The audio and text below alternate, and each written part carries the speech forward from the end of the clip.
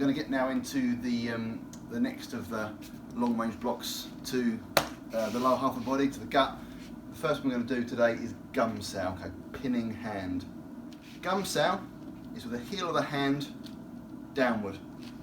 As with all blocks, I'll just reiterate that, as with all blocks, the arm is slightly bent.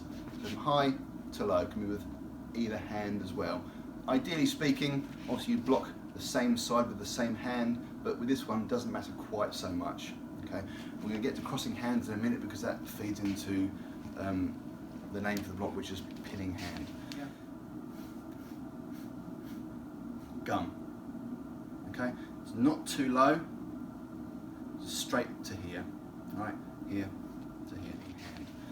So, generally speaking, anything that comes lower than the ribs is going to be dealt with by the leg. A raised leg or a exchange set, some sort of footwork. Anything that's higher than that, anything to kind of the ribs and above, will be dealt with by either a Gum-Sau, which we'll cover in the next video, or Gum-Sau, which is the pin. Okay, but this is predominantly for punches to the gut. Okay, so punches that kind of come straight to the centre and come down here. Okay, but it can be to block kicks as well. Right, if I can borrow Jason. Right, so the first thing that I'm going to demonstrate is just how to block a basic punch to the gut here. Okay, same side of the body, come down and pins the hand in place, so pinning hand. Other side, rear hand does it, same thing. I could equally do the other side, so it can also be to block a front kick to the ribs, please. Okay, and through.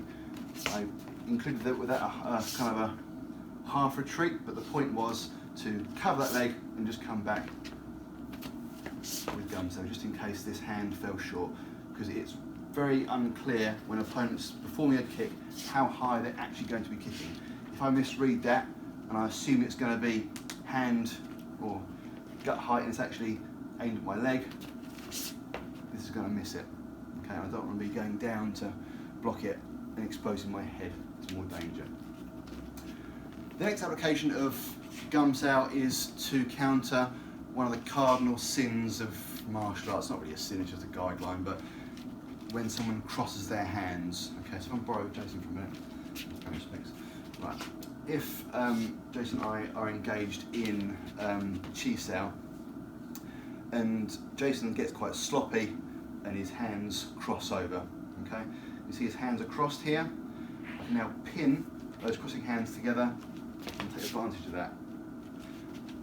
That advantage will only take a few seconds or even less than a second, but it's enough for me to attain that advantage temporarily and strike. So that is Gum-Sau, pinning hand, quite a short movement but invaluable in countering threats that come to the gut.